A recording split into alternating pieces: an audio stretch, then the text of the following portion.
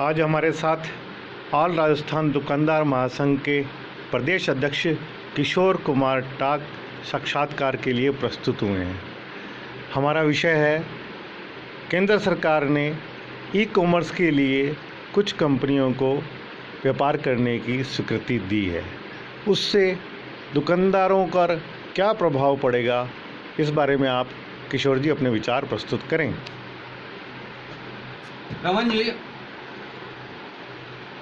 ये छोटे व्यापारियों के साथ धोखा है। मैं आपके माध्यम से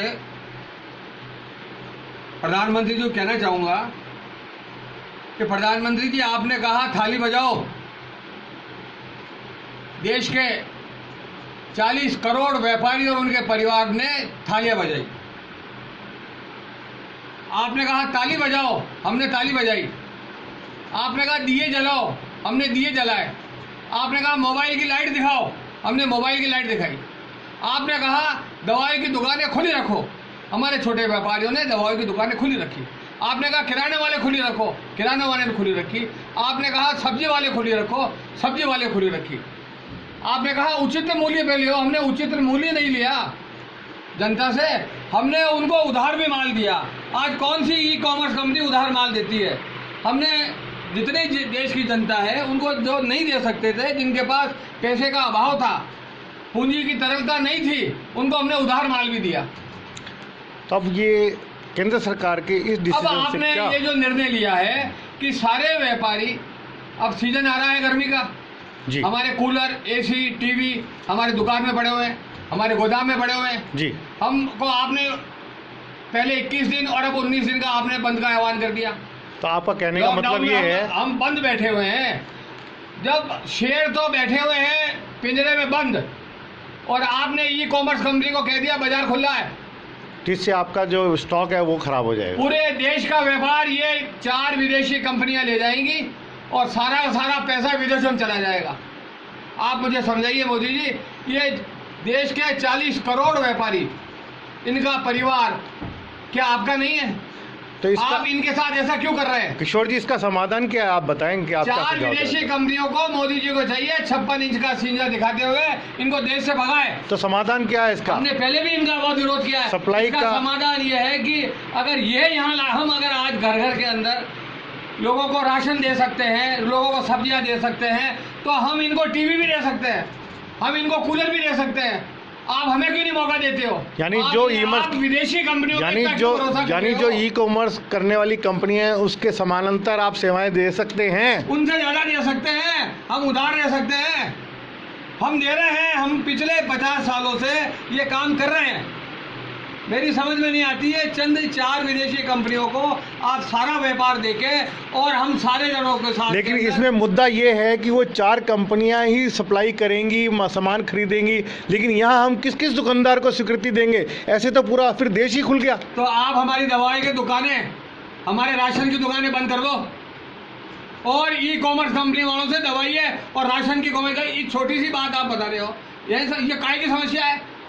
आप ई कॉमर्स कंपनी वालों से आटा, दाल, चावल भिजवा के देखो। प्रत्येक दुकानदार को अगर माल सप्लाई 135 करोड़ जनता को जब हम रोटी खिला सकते हैं तो हम टीवी भी दे सकते हैं। बात बिल्कुल सही कर रहे हैं, लेकिन प्रत्येक दुकानदार अगर सप्लाई में जाएगा, हर ट्रेड जाएगी, हर वस्तु जाएगा, हर उत्पाद जाएगा, तो इसका मतलब तो देश खुल ही गया फिर पूरा। इसका जवाब दीजिए आप। इसको बंद करो तुरंत।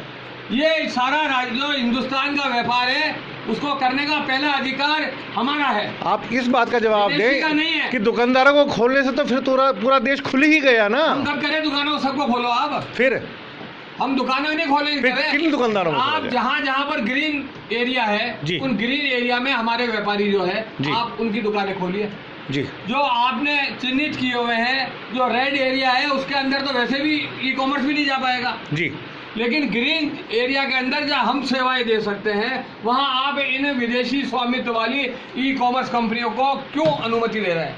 हमारा कहना यह है। और ये अरबों रुपया यहाँ से कमा के विदेश जाएगा, ये यहाँ की जनता का पैसा बाहर जा रहा है। आप इसके बारे में चुपचाप क्यों बैठे हैं? छोटा व्यापारी ये जानना चाहता है।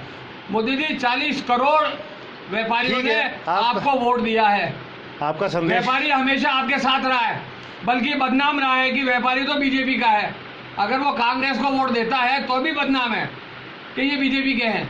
मेरी समझ में नहीं आती है, आपके साथ में हम इतना सहयोग कर रहे हैं, फिर आप हमारे और हमारे परिवार के साथ में ये इस तरीके का बर्ताव क्यों किया जा रहा है, किसके दबाव में किया जा रहा है, इससे देश को क्या फ़ायदा होगा?